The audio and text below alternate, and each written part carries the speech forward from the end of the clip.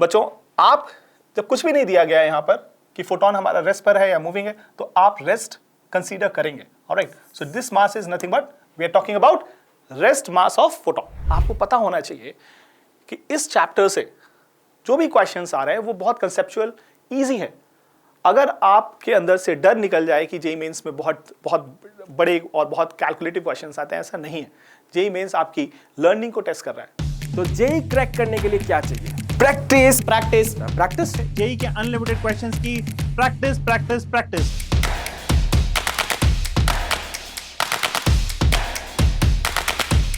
चलिए सबसे पहले हम लोग चैप्टर वेटेज के बारे में बात करते हैं। So will be starting with the trend analysis. तो आज मैं पूरा का पूरा जो पेपर है वो आपके साथ डिस्कस करूंगा। आप चैट में मेरे साथ बने रहिए और जो भी आपका क्वेरी है I will be taking that query as well. बहुत ही इंपॉर्टेंट चैप्टर है जेईई के पॉइंट ऑफ व्यू से। अगर आपको और ज्यादा क्वेश्चन सॉल्व करने हैं तो डिस्क्रिप्शन बॉक्स में एक लिंक दिया हुआ है, ओपन द लिंक।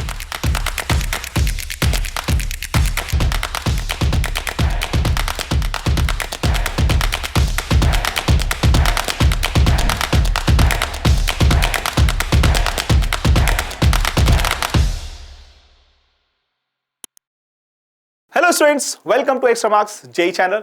जेईई की अनलिमिटेड प्रैक्टिस का प्लेग्राउंड, इंडिया का पहला practice focus platform with AI की एक्स्ट्रा पावर। अगर आप अपनी प्रिपरेशन को इजी, एफिशिएंट और स्मार्ट बनाना चाहते हैं, उसके लिए आपको बहुत सारे क्वेश्चंस की प्रैक्टिस करने की जरूरत है। आप एक्स्ट्रा मार्क्स की लर्निंग ऐप पर जाइए और अमेजिंग क्वेश्चंस को एक्सप्लोर करिए। ऑलराइट, सो हम आज अपने लर्न विद प्रैक्टिस सीरीज के best chapter that is modern physics का dual nature of radiation and matter लेकर आपके लिए लाया हूं। इसमें हम सबसे पहले बात करेंगे कि ट्रेंड एनालिसिस लास्ट 5 इयर्स में कौन से टॉपिक से सबसे ज्यादा क्वेश्चन आए। उसके बाद हम कुछ बढ़िया से क्वेश्चंस, कुछ बेस्ट प्रॉब्लम्स चैप्टर की आपके साथ डिस्कस करेंगे, जो कवर करेंगे concepts with questions. Alright guys, so देखते हैं लास्ट 5 इयर्स में किस टॉपिक से सबसे ज्यादा क्वेश्चन है। तो इस पूरे चैप्टर को मैंने 2 टॉपिक्स में डिवाइड किया है। Topic number 1 matter waves, cathode and positive raise. Topic 2 is photon and photoelectric effect.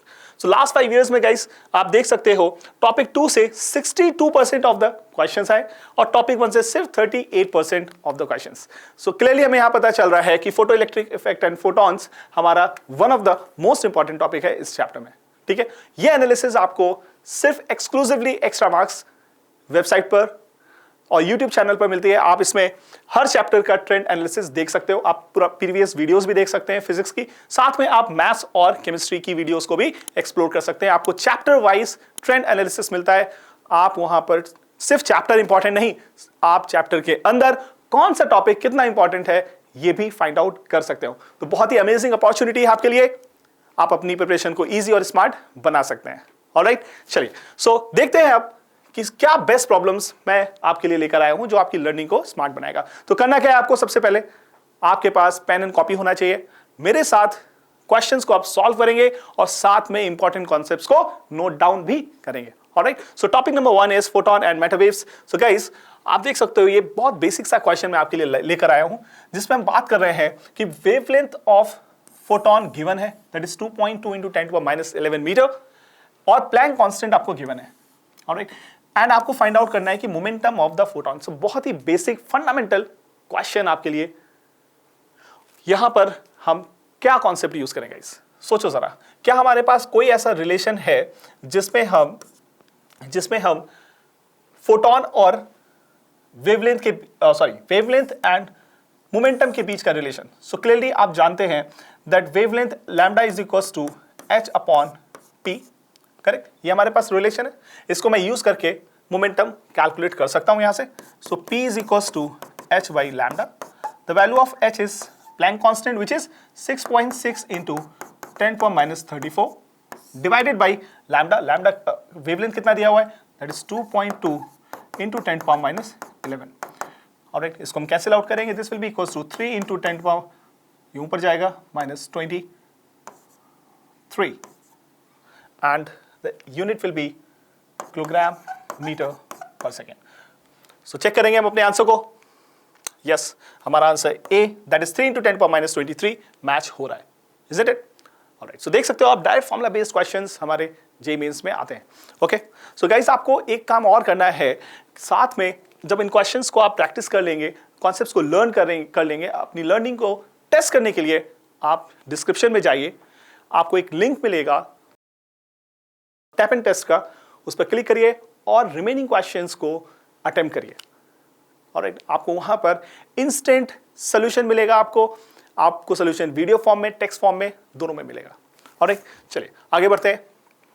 So now look at here, question number 2 हमारा यहां पर जेईई मेंस 2025 का है।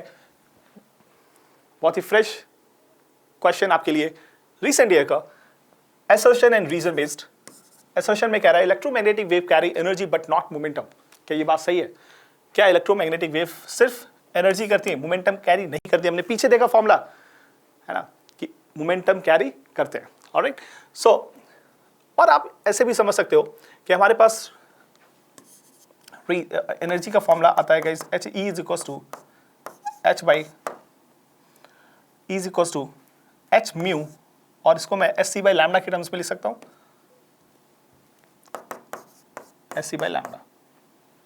ओके, और मोमेंटम यहां से क्या आ जाएगा? मोमेंटम का relation, momentum is equals to E by C, correct?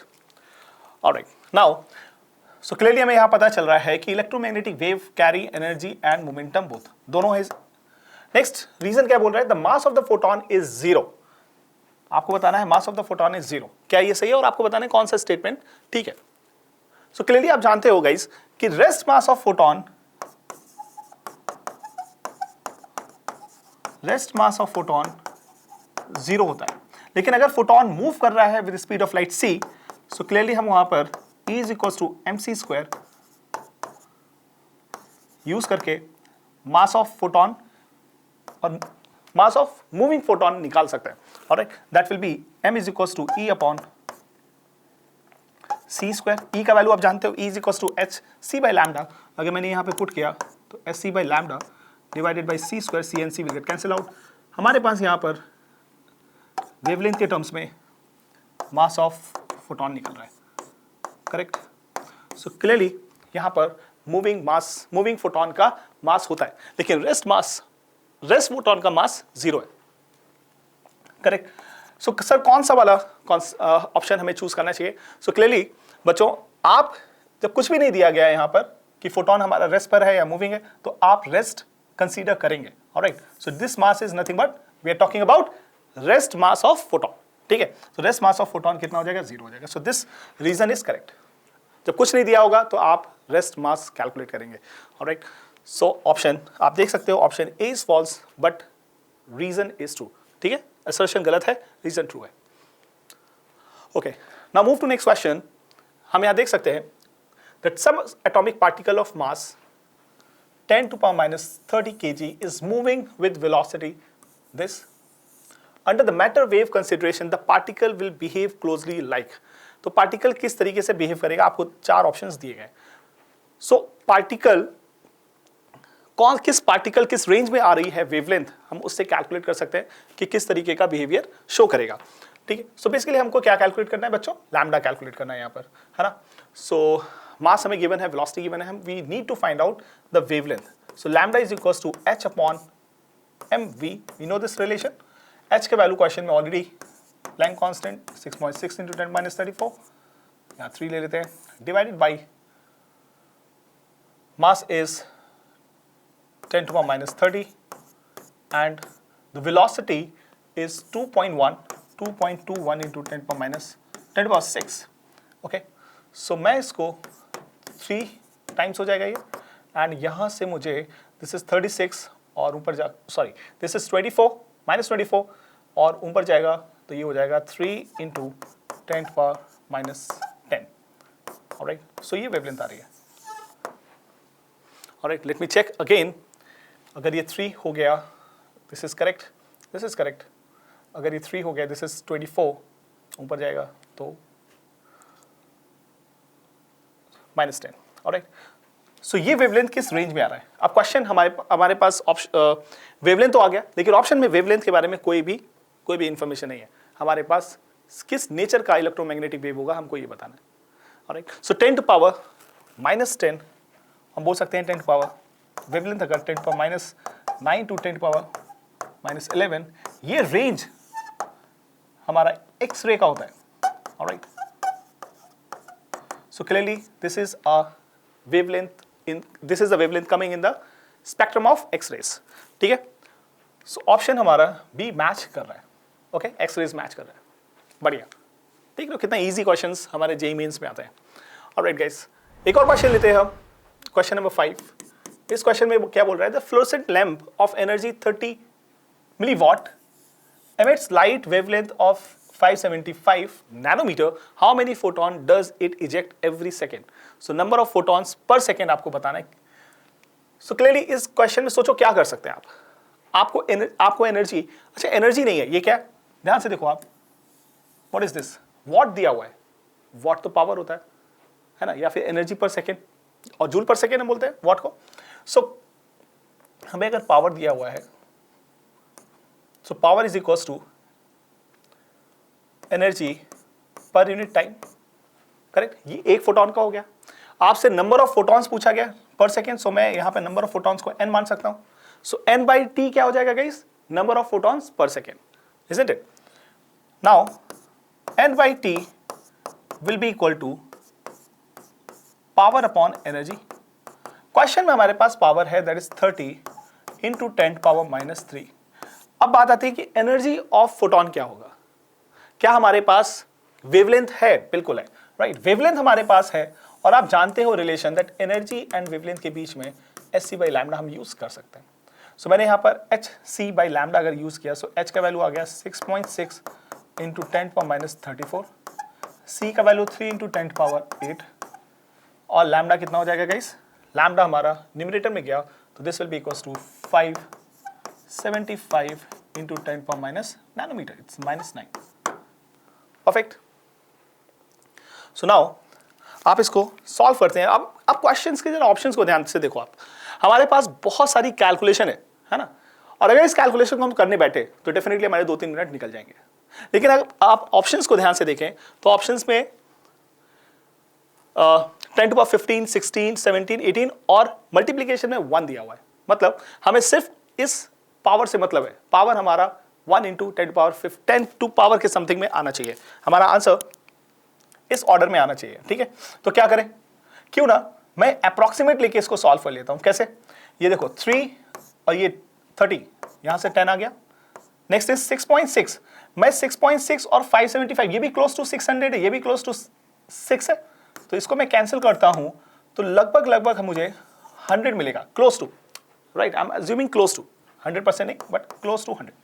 ठीक है, अब देखो ध्यान से, हमें मल्टीप्लीकेशन में 1 मिल चुका है, पावर हमारे पास बची हुई है ना. सो बेस हम देख सकते हैं सबका 1 और 10 to the power minus 34, ये बेस में 26 हो जाएगा power, 10 to the power minus 26, and numerator में -3, this and this will get cancel out, हमें 10 to the power minus 9.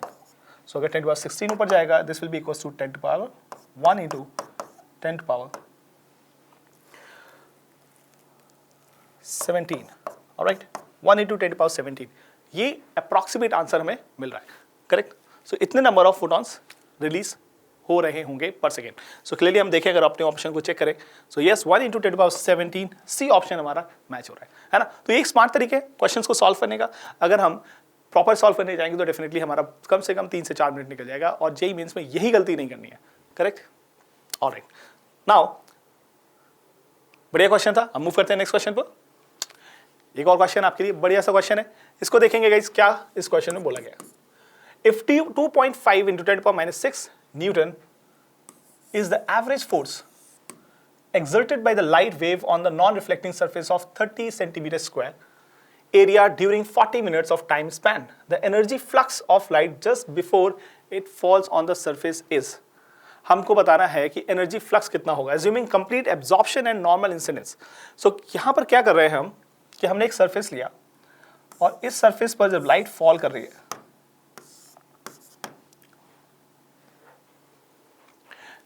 उस समय इस सरफेस पर जो प्रेशर फील हो रहा है, इस सरफेस पर प्रेशर फील हो रहा है, that pressure can be calculated by P is equals to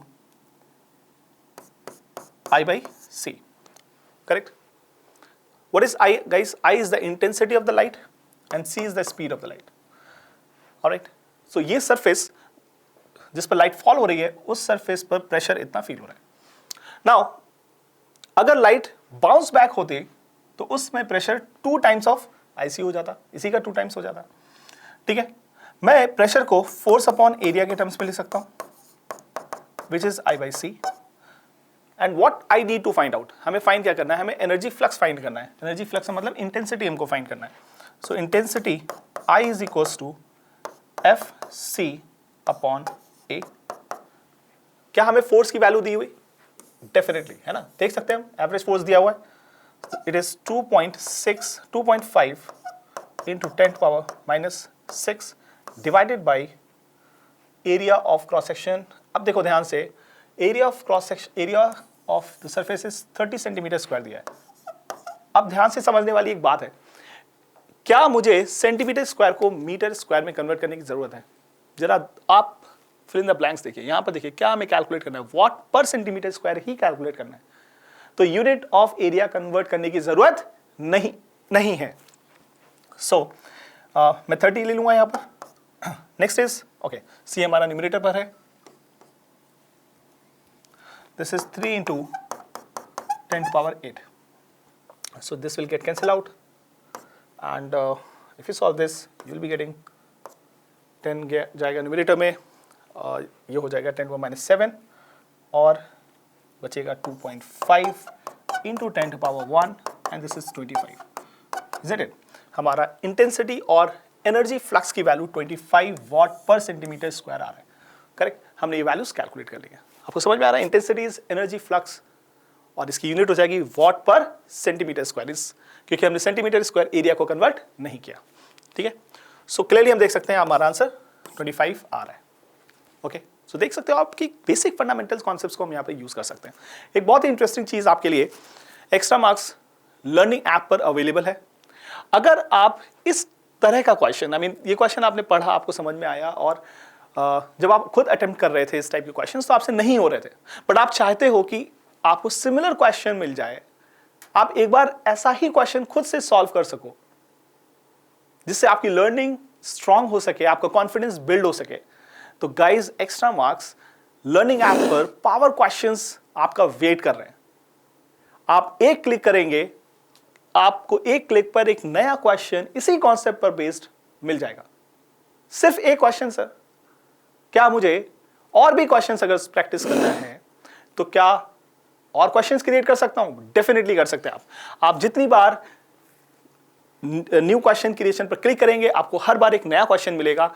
आप इनफाइनाइट टाइम क्वेश्चंस को क्रिएट करके सॉल्व कर सकते हैं इसी कॉन्सेप्ट पर बेस्ड, इसी स्टेम पर बेस्ड. राइट, सिर्फ डेटा में चेंजेस मिलेगा आपको और मैं बता रहा हूं आपकी लर्निंग स्ट्रांगली सुपर स्ट्रांग हो सकती है. Correct, so don't forget to explore extra marks learning app. Alright guys, चलो अब मूव करते हैं नेक्स्ट क्वेश्चन पर. सो नाउ अब हम आ चुके हैं जेईई मेंस 2025 का एक नया क्वेश्चन लेकर और ये क्वेश्चन कह रहा है कि which of the following phenomena can not be explain by wave theory of light. Wave theory of light explain नहीं की जा सकती. सो आपको पता है कि लाइट के पास दोनों नेचर होता है ना, particle nature and wave nature. और इस चैप्टर में हम ऑलरेडी यही डिस्कस कर रहे हैं, dual nature of radiation and matter. ठीक है, लाइट के डुअल नेचर को और मैटर्स के डुअल नेचर को.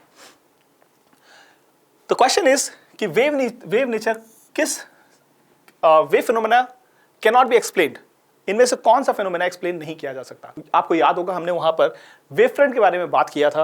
राइट, जब लाइट हमारी एक मीडियम से दूसरे मीडियम जाती है तो वेव फ्रंट की डायरेक्शन में चेंजेस आते हैं.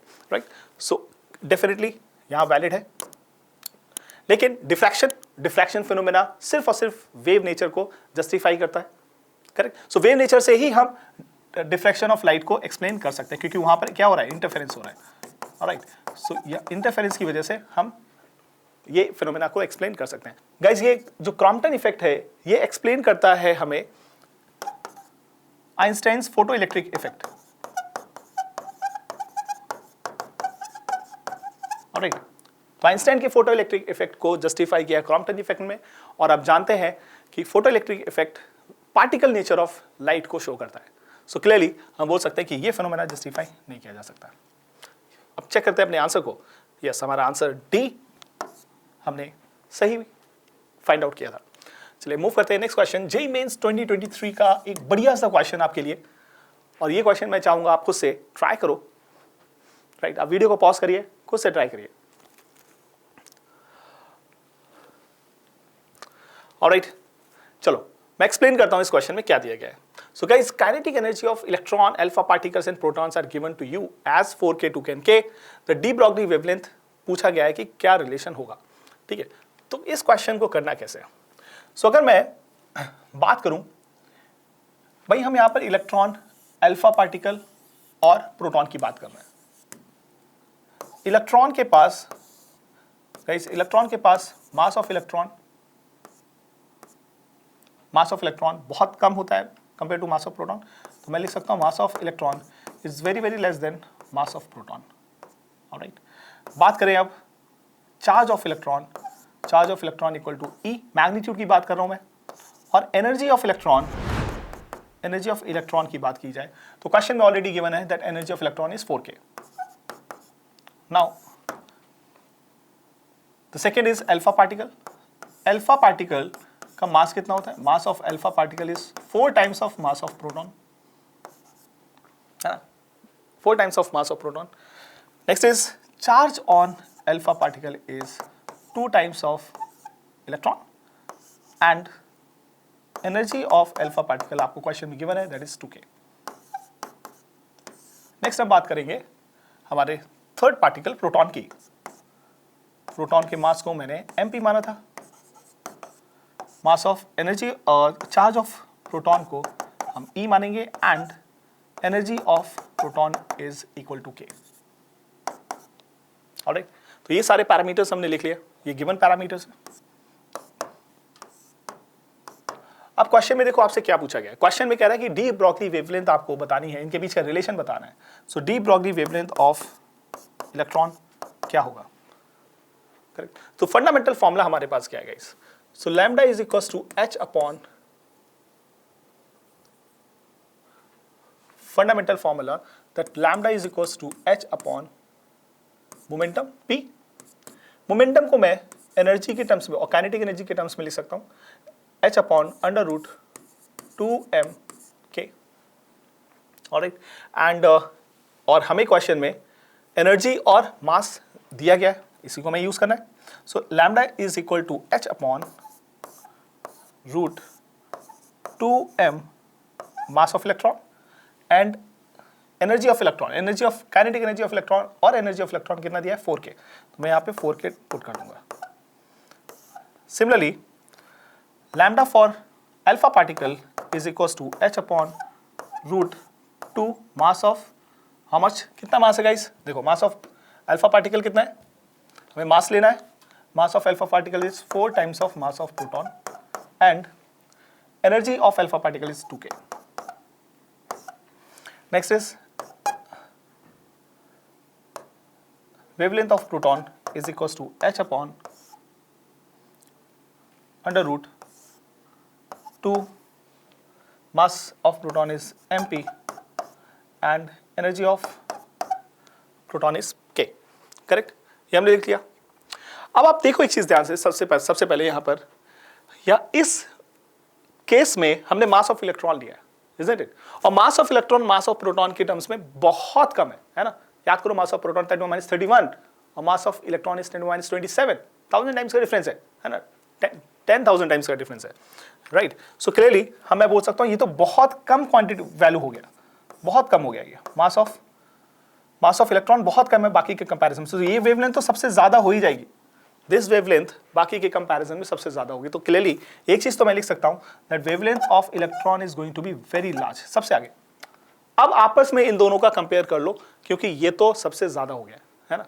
मास ऑफ इलेक्ट्रॉन बहुत ज्यादा है compare to mass of proton, इसकी वजह से मास ऑफ इलेक्ट्रॉन बहुत कम है compare to mass of proton, जिसकी वजह से वेवलेंथ बहुत ज्यादा होगी। नाउ अब इन दोनों को अगर कंपेयर करें गाइस, सो आप देख सकते हो यहां पर मुझे लैम्डा अपॉन 4 मिलेगा और यहां पर लैम्डा अपॉन रूट 2 मिलेगा जो कांस्टेंट वैल्यू है ना। Lambda upon 4, lambda upon root 2। So कौन सा वैल्यू ज्यादा है? सो क्लियरली डिनोमिनेटर ज्यादा है तो न्यूमरेटर कम हो जाएगा, डिनोमिनेटर कम है तो न्यूमरेटर ज्यादा हो जाएगा, करेक्ट। सो लैम्डा पी मैं यहां पर लिखूंगा and then lambda of alpha, right. तो हमको ये रिलेशन मिल रहा है, okay. So now let's check our answer, क्या हमारा आंसर मैच कर रहा है। हमारा आंसर क्लियरली मैच कर रहा है, ऑलराइट। हमारा आंसर बी मैच कर रहा है, okay. B option is matching with our answer, है ना। सो बहुत सिंपल तरीके से फंडामेंटल हमने चीजों के बारे में लिखा, आपको ये पता होना चाहिए, ऑलराइट। और फंडामेंटल वैल्यूज को हमने पुट करके अपना आंसर कैलकुलेट कर लिया। So this was the question of JEE Mains 2023। आप देख सकते हो क्वेश्चंस अगर डिफिकल्ट बनाने का कोशिश भी कर रहा है बट क्वेश्चंस डिफिकल्ट नहीं at all, correct. Alright, let's go for next question. अब बात करते हैं एक और क्वेश्चन बढ़िया सा जेईई मेंस 2023 का हमारे पास है। प्रोटॉन एंड अल्फा पार्टिकल के बीच का कुछ relation, okay. Proton and alpha particle are accelerated from rest by 2 volts and 4 volts respectively. The ratio of the de Broglie wavelength हमें पता करना है। अगर आपने प्रीवियस क्वेश्चन समझ में आ चुका है आपको, तो मुझे लगता है इस क्वेश्चन को करने में आपको हार्डली 20 सेकेंड्स लगने चाहिए। आप फटाफट वीडियो पॉज करिए और वेवलेंथ फाइंड आउट करिए। Do it fast guys, do it. Alright, I think आपने कर लिया होगा ट्राई, आपका आंसर आ चुका होगा। Let me solve for you. जिनका नहीं आया है वो कोशिश करेंगे मेरे साथ।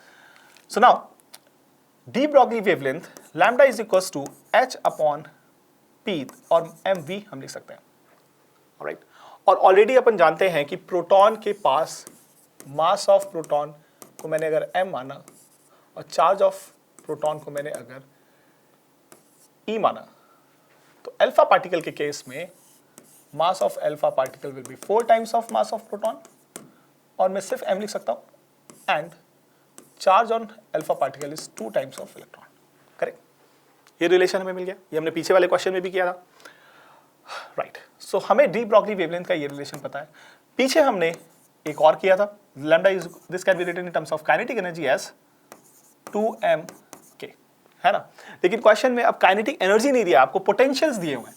क्या हमारे पास एनर्जी और पोटेंशियल के बीच का एक रिलेशन है? बिल्कुल है। क्या है बच्चों, याद करो, h upon under root 2m। याद करो, इसको मैं k को क्या लिख सकता हूँ, एनर्जी को क्या लिख सकता हूँ, इलेक्ट्रॉन वोल्ट लिख सकता हूँ, ev लिख सकता हूँ, है ना। e नहीं लिखना चाहिए क्योंकि ये तो सिंगल इलेक्ट्रॉन के लिए हो जाएगा। This is charge and v, है ना। याद करो, आपने इलेक्ट्रोस्टैटिक चैप्टर में पढ़ा है that energy equal to charge into potential, है ना। So energy equal to charge into potential से हमने ये कैलकुलेट कर लिया, ओके। सो नेक्स्ट, अगर मैं यहाँ पर वोल्ट की बात करूँ तो वोल्ट ऑफ प्रोटॉन क्वेश्चन में आपको 2 volts गिवन है, and volt of alpha particle आपको क्वेश्चन में 4 volts गिवन है। सो फटाफट वैल्यूज को पुट करके हम रेशियो कैलकुलेट कर सकते हैं, alright.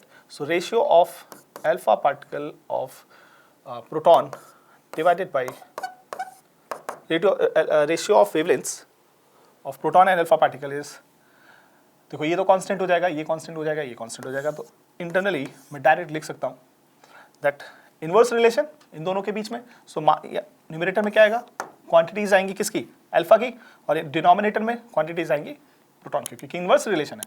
So here mass of alpha particle is 4m, charge on alpha particle is 2e। हमने ऑलरेडी लिख लिया, हमारे लिए इजी हो चुका है। देख सकते हो आप कितना इजीली मैं वैल्यूज को पुट कर रहा हूँ। v का वैल्यू कितना है, 4v है, राइट।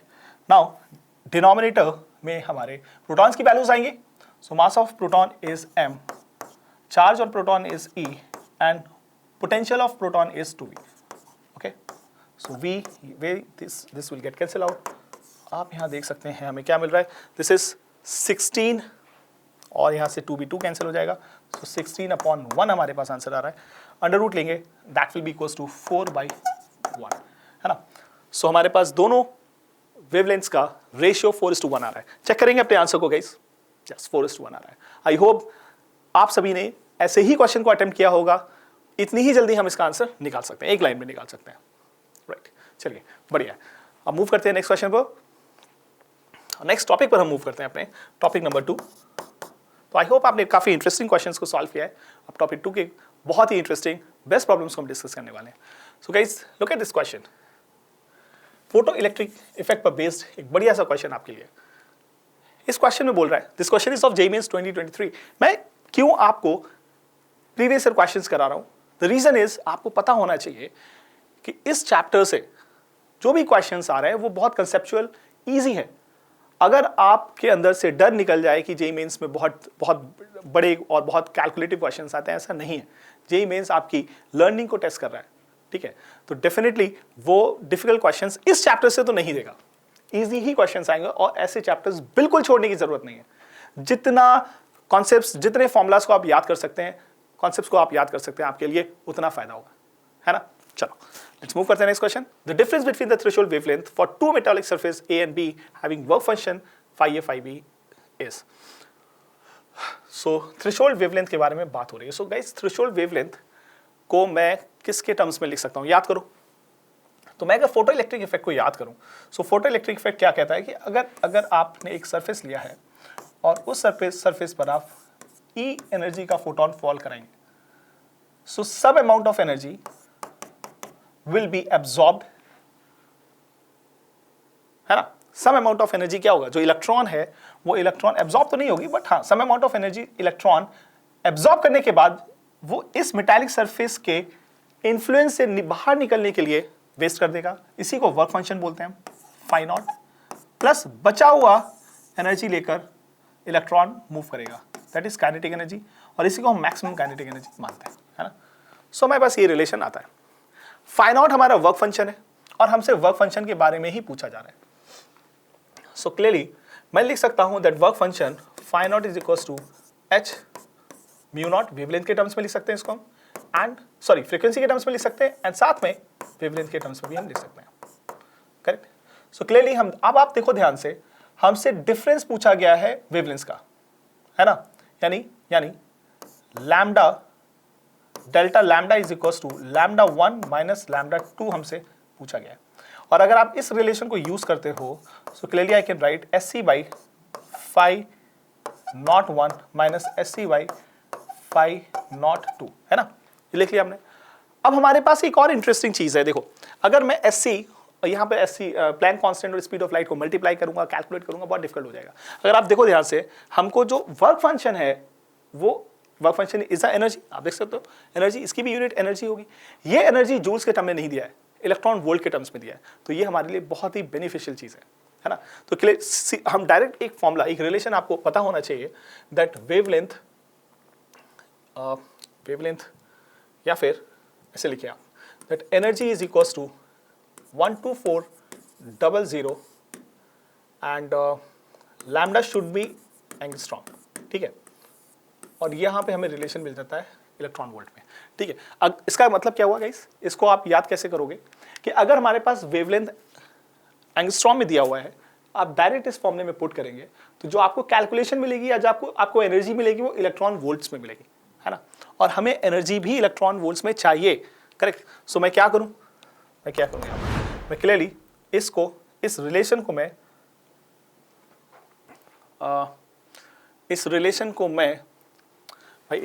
को मैं लैम्डा इज इक्वल टू 12400 ई के टर्म्स में लिख सकता हूँ, करेक्ट। तो यहाँ से मुझे जो वेवलेंथ मिलेगी वो एंगस्ट्रॉम के टर्म्स में मिलेगी, है ना। और कुछ हमें गिवन है क्या, अच्छा एस सी की वैल्यू भी ऑलरेडी गिवन है, इसको भी हम यहाँ पर यूज कर सकते हैं, कोई बात नहीं, मैंने आपको एक रिलेशन बता दिया, इसको भी आप याद कर सकते हो, इसको भी मैं यूज कर सकता हूँ। देखा जाए तो दोनों वैल्यूज क्लोज टू हैं, राइट, सेम ही चीज है, ऑलराइट। सो मैं यहाँ पर डायरेक्ट अगर इस वैल्यू को यूज करता हूँ, आप ऐसे भी कर सकते हो solve, you will again get the same answer, ठीक है। सो 1242 कॉमन हो गया, 1 अपॉन फाई नॉट के वैल्यू हमारे पास 9 इलेक्ट्रॉन वोल्ट है, माइनस फाई 2 हमारा 1 अपॉन 4.5। सो क्लियरली इसको मैं सॉल्व करूंगा, मुझे यहाँ पर 1242 डिवाइडेड बाई 9 मिल रहा है, करेक्ट। माइनस साइन भी आएगा, बट माइनस साइन का कोई सेंस नहीं क्योंकि हम चेंज की बात कर रहे हैं, राइट, हम डिफरेंस की बात कर रहे हैं। सो इसको आप सॉल्व करोगे, this will be equals to 9 1 9 9 3 27 and then 138, correct.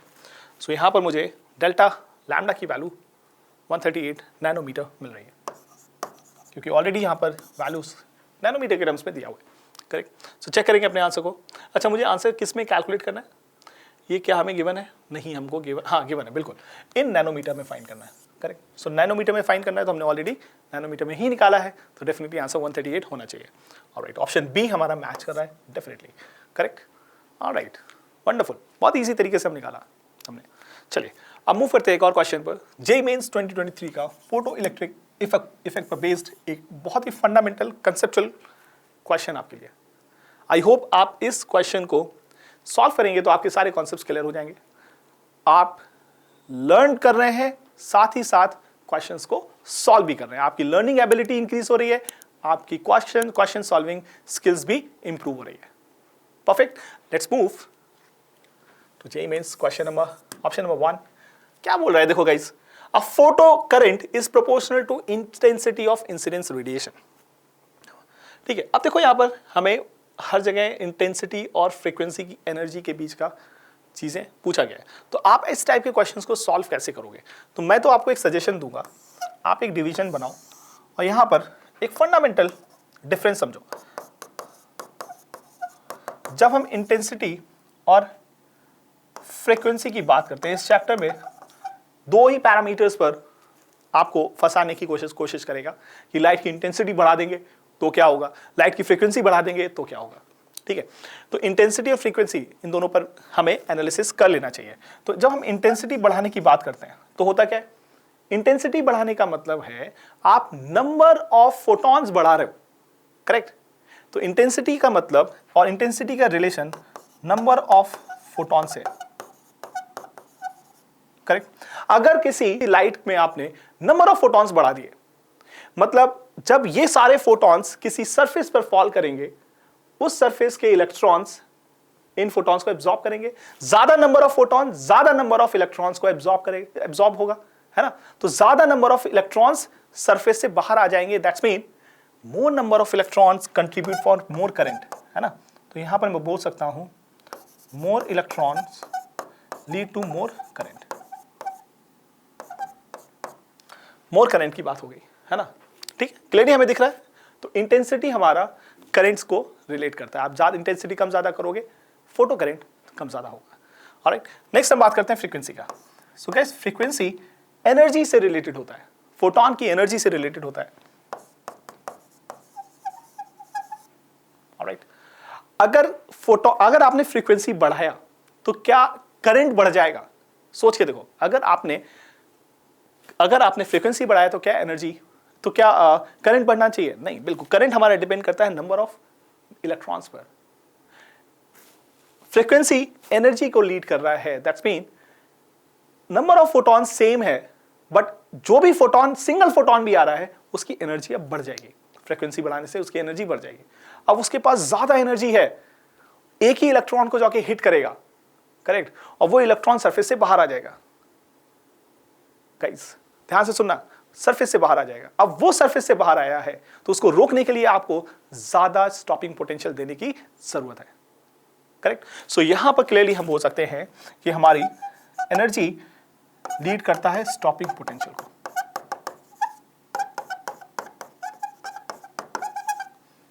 Perfect. अब फटाफट हम अपने ऑप्शंस को देखते हैं और समझते हैं क्या हमारा मैचिंग हो रहा है। So first is the photo current is proportional to intensity of incident radiation. Photo current हमारा प्रोपोर्शनल होता है इंटेंसिटी के। Photo current, the current is proportional to intensity, बिल्कुल सही है, हमने यही समझा। ऑप्शन ए हमारा 100% करेक्ट है। ऑलराइट, चलिए सेकेंड ऑप्शन पर आते हैं। The maximum kinetic energy with which photo electrons are emitted depends upon the intensity of incident light. भाई मैंने यहां पे एनर्जी की बात की थी, ये एनर्जी हमारा क्या है? के मैक्स की बात हो रही है ना? के मैक्स की बात हो रही है, isn't it? So clearly, maximum kinetic energy with which photoelectrons are emitted does not depends upon intensity. Intensity पर डिपेंडेंसी नहीं है ना? फ्रीक्वेंसी पर डिपेंडेंसी है। तो ये ऑप्शन तो गलत हो गया। अब सी पर आते हैं। Maximum kinetic energy with which photoelectrons are emitted depends upon the frequency. Guys, maximum kinetic energy leads to frequency.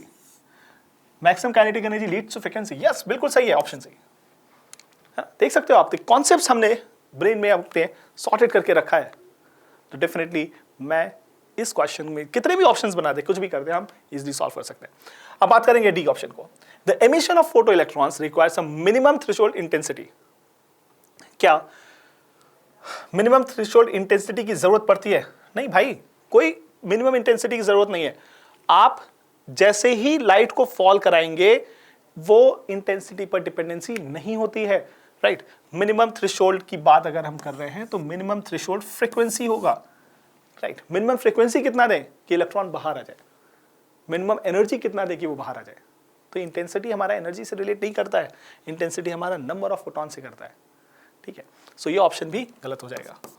Next बात करेंगे ई का। Maximum kinetic energy of photo electron is independent of frequency of incident light. क्या ये option सही लग रहा है आपको? Maximum kinetic energy of photo electrons independent of frequency? नहीं जी, इंडिपेंडेंट नहीं है।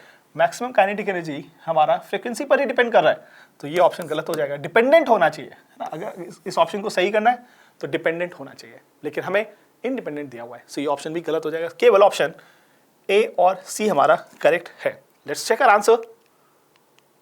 यस, हमारा option A and C 100% match कर रहा है हमारे आंसर से। ऑलराइट, सो आई थिंक आपको यहाँ पर क्लैरिटी आ रही है कि हम किस तरीके से क्वेश्चंस को अप्रोच करें जिससे हमारे कॉन्सेप्ट्स बिल्ड हों। Alright, like this. Now let's take question number 18। अच्छा, कुछ लोग सोच रहे होंगे सर बीच बीच में कुछ क्वेश्चंस नंबरिंग में कुछ गड़बड़ है, 14 के बाद डायरेक्ट 17 आ गया, है ना। नंबरिंग में गड़बड़ नहीं है बच्चों। आपको डिस्क्रिप्शन में एक लिंक अवेलेबल है, उसको क्लिक करिए, ओपन टेस्ट मिलेगा, इसको हम टैप एंड टेस्ट भी बोलते हैं। इस पर क्लिक करेंगे, आप सॉल्व करिए। जो रिमेनिंग क्वेश्चंस आपको यहाँ पर दिख रहे हैं उनको आप खुद से ट्राई करिए, खुद से सॉल्व करिए, ठीक है। सो डेफिनेटली 25 क्वेश्चंस आपका वेट कर रहे हैं आपकी लर्निंग को टेस्ट करने के लिए, करेक्ट। सो कुछ क्वेश्चंस मैं आपके लिए यहाँ पर लेकर आया हूँ जो बहुत बढ़िया क्वेश्चंस हैं, और रिमेनिंग क्वेश्चंस भी आप खुद से ट्राई करेंगे। चलिए बात करते हैं नेक्स्ट क्वेश्चन पर। Now we'll move towards the next question. Read the following statement and select the correct option from the given choice below. So statement 1 is the energy supplied by photon is absorbed by the electron on the metallic surface only to overcome the attraction from positive charge from the surface before being ejected out. क्या ऐसा होता है भाई? Photo electric effect का concept basic concept क्या कह रहा है कि अगर मैंने एक मेटेलिक सरफेस ली है तो इस मेटेलिक सरफेस पर जो भी एनर्जी ऑफ फोटोन फॉल होगा, इसका दो काम है। क्या काम है बच्चों? एक तो जो इलेक्ट्रॉन है उस इलेक्ट्रॉन का इनसाइड इन्फ्लुएंस से उसको फ्री किया जा सके, जिसको हम वर्क फंक्शन बोलते हैं, है ना। तो उस एनर्जी को हम वर्क फंक्शन बोलते हैं, फाई नॉट, प्लस बची हुई एनर्जी लेकर ये बाहर निकल आएगा, इसको हम बोलते हैं केमैक्स। सो आप देखो अगर ध्यान से, the energy supplied by the photon is absorbed, बिल्कुल सही, is absorbed by the electrons on the metallic surface only to overcome, not only word लगा के इन्होंने इसको गलत कर दिया है ना। इसका काम सिर्फ बाहर निकलने का नहीं होता है ना, सॉरी, इसका काम सिर्फ अट्रैक्शन को ओवरकम करने का नहीं है, साथ में ये कुछ काइनेटिक एनर्जी लेकर बाहर जाएगा, दूसरे सरफेस पर जाएगा, करेक्ट। सो ये ऑप्शन हमें गलत लगता है। Alright, now come to statement number 2. Energy provided by photon is not equal to kinetic energy of the most energetic photoelectrons. क्या ऐसा है? आप देखो, अगर फोटो इलेक्ट्रॉन अगर करंट बन रहा है, सो डेफिनेटली जो एनर्जी है वो सिर्फ काइनेटिक एनर्जी के इक्वल नहीं है, एनर्जी हमारी kinetic energy plus work function के इक्वल है। सो ये स्टेटमेंट 100% सही है, क्योंकि नॉट की बात कर रहा है ना, नॉट की बात कर रहा है। सो हम देखेंगे, हमारा अगर देखें हम ऑप्शन नंबर सी, हम डी हमारा मैच हो सकता है, correct. So let's check our answer. Yes, option D हमारा मैच हो रहा है। Alright, so very easy, very simple तरीके से हम अपने कॉन्सेप्ट्स को बिल्ड कर सकते हैं बाय सॉल्विंग दीज प्रॉब्लम्स, है ना। चलिए और हम बात करते हैं एक और नए कॉन्सेप्ट की। In the experiment with photo electric effect the stopping potential की बात हो रही है। सो गाइज ऑलरेडी मैं आपको बता चुका हूँ, यहाँ देखो ध्यान से, स्टॉपिंग पोटेंशियल के बारे में हमने डिस्कस किया कि stopping potential energy of electron से रिलेटेड है, करेक्ट, उस पर डिपेंड करता है। सो स्टॉपिंग पोटेंशियल को क्लियरली मैं क्या लिख सकता हूं, देखो, so I can write that E is equals to, पहले तो हम फोटो इलेक्ट्रिक इफेक्ट के इक्वेशन लिखेंगे, E is equals to K max plus phi naught. Alright, now K max stopping potential पर रिलेट करता है, कैसे करता है और इसका मतलब क्या है। सो आपको पता है कि सरफेस से इलेक्ट्रॉन बाहर निकल चुका है ना। आपने क्या किया, ई लाइट को फॉल कराया, कुछ एनर्जी फाई नॉट चली गई है ना, कुछ एनर्जी फाई नॉट, और बचा हुआ एनर्जी इलेक्ट्रॉन बाहर लेकर बाहर आ गया। करेक्ट। अब देखो क्वेश्चन में क्या बोल रहा है कि अच्छा, स्टॉपिंग पोटेंशियल मतलब क्या हुआ कि रिवर्स डायरेक्शन में हम कितना पोटेंशियल लगाए कि ये जो इलेक्ट्रॉन है मैक्सिमम काइनेटिक एनर्जी को लेकर मूव करने वाला इलेक्ट्रॉन रुक जाए। अगर ये भी रुक गया तो सारे इलेक्ट्रॉन्स रुक जाएंगे, मतलब करंट फ्लो सर्किट में जीरो हो जाएगा, फोटो करंट की वैल्यू जीरो हो जाएगी। करेक्ट। सो स्टॉपिंग पोटेंशियल का काम क्या है? स्टॉपिंग पोटेंशियल का काम है कि मैक्सिमम काइनेटिक एनर्जी कैरी करने वाले इलेक्ट्रॉन को स्टॉप करना। ऑलराइट, सो क्लियरली हम बोल सकते हैं स्टॉपिंग पोटेंशियल और के मैक्स के बीच का relation, that K max is equals to E times of stopping potential. Alright, direction opposite होगी इसकी। Okay, now so V S is equals to 1 upon E times of K max आ जाएगा। अब जरा ऑप्शंस को हम चेक करते हैं, अपने ऑप्शंस को चेक करते हैं।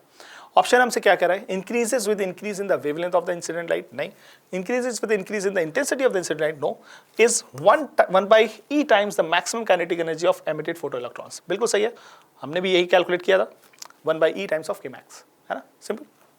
Alright, let's go for next question guys. Okay, now look, we have a very good and easy question. इस क्वेश्चन में देखो क्या बोल रहा है। The question says that the Amar purchased an ultraviolet laser whose wavelength is 320 nanometer.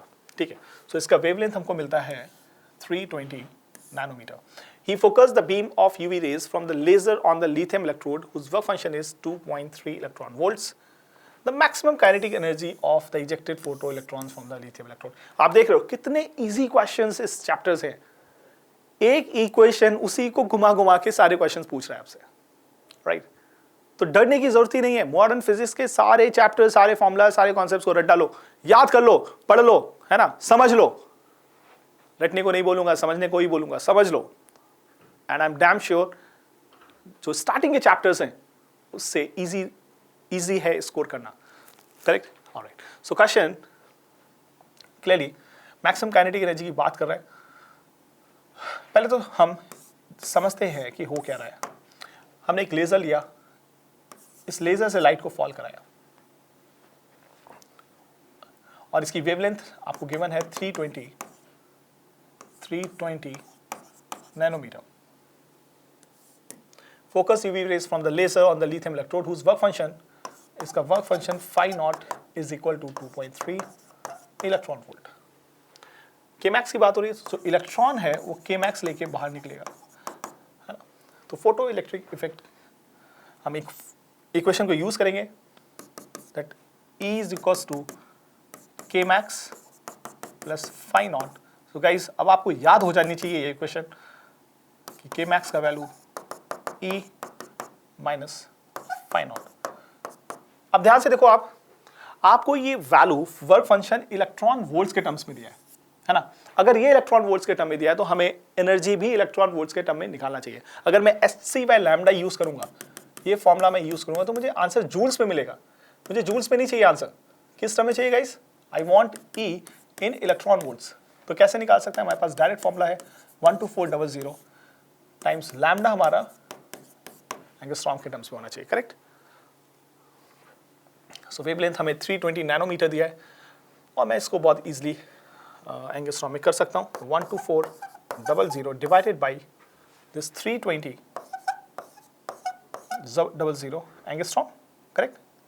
Nanometre में दिया है, इसको मैंने एंगस्ट्रॉम में कन्वर्ट कर लिया, minus phi not is 2.3 electron volt. So इसको आप सॉल्व करोगे, this will be equals to some 3.8 minus 3.84 minus 2.3 and now this is equal to 1.57, correct, 1.57 electron volts. ठीक है, सो मैक्सिमम काइनेटिक एनर्जी हमने निकाल लिया 1.57। अब चेक करेंगे अपने आंसर को, ऑप्शंस में हमें कोई मिल रहा है 1.57। सो हमारे पास देखिए कितने क्लोज ऑप्शंस है, 1.6, 1.5, 1.7 एंड 1.8। तो इतना क्लोज आंसर हम क्लियरली हम बोल सकते हैं कि दिस इज मोर इसका हम राउंड फिगर निकालेंगे, so definitely this will be equal to 1.6 electron volts, ठीक है। सो ऑप्शन हमारा 1.6 इलेक्ट्रॉन वोल्ट करेक्ट हो जाएगा। हम कोई राउंड फिगर्स का भी ध्यान रखना है ना। आपने यूनिट्स एंड डायमेंशन चैप्टर पढ़ा है, उसको भी हम यहाँ पर अप्लाई कर रहे हैं, है ना। मैंने देखा है बहुत सारे बच्चे क्या करते हैं 1.5 बस 3.8 निकाला, सेपरेट कर दिया और डेफिनेटली आंसर चेंज हो जाता है ना। ऐसा नहीं करना है अपने को। चलो मूव करते हैं नेक्स्ट क्वेश्चन पर। And this is very easy, this is a easy question, है ना। कंसेप्चुअल क्वेश्चन है, बहुत ईजी है। इस क्वेश्चन में क्या बोल रहा है guys, the work function of the aluminium and gold are 4.1 electron volt and 5.1 electron volt respectively, the ratio of the slope of the stopping potential versus frequency। so कैसे हम इसको कैलकुलेट करें, है ना। रेशियो हमें स्लोप निकालना है। So clearly हमको स्लोप निकालना है स्टॉपिंग पोटेंशियल वर्सेस फ्रीक्वेंसी। सो स्टॉपिंग पोटेंशियल वर्सेस फ्रीक्वेंसी के बीच का स्लोप निकालना है। तो इसका मतलब ये हुआ कि हमको इक्वेशन फॉर्म करनी है इन दोनों के टर्म्स में। We know the famous equation E is equals to K max plus phi naught, ये हमने सीखा। अब आप जानते हो इस एनर्जी को मैं फ्रीक्वेंसी के टर्म्स में लिख सकता हूं HF, K max को मैं स्टॉपिंग पोटेंशियल के टर्म्स में लिख सकता हूं E V naught plus phi naught, right. So अगर मैं इसको ये हमारा y एक्सिस है और ये हमारा x एक्सिस है, और हमारी इक्वेशन क्या आनी चाहिए, y equal to mx plus c आना चाहिए, राइट। इस फॉर्मेट में हमें इक्वेशन को लिखना है। सो y पर हमारा vs आना चाहिए, this is vs stopping potential. So इसको मैं लिख सकता हूँ HF minus phi naught divided by E is equal to vs। Clear. So guys अब आप ध्यान से देखिए, क्या मैं y equal to mx plus c से कंपेयर कर सकता हूँ, y is equal to mx plus C, right. तो इंटरसेप्ट हमें क्या मिल रहा है, स्टॉपिंग पोटेंशियल वर्सेस फ्रीक्वेंसी में इंटरसेप्ट हमें इंटरसेप्ट हमको minus phi naught by E, correct. M का वैल्यू स्लोप क्या मिलेगा, h बाई ई, स्लोप हमको मिल रहा है लाइन का h by E. So this is having slope is equal to h by E, okay.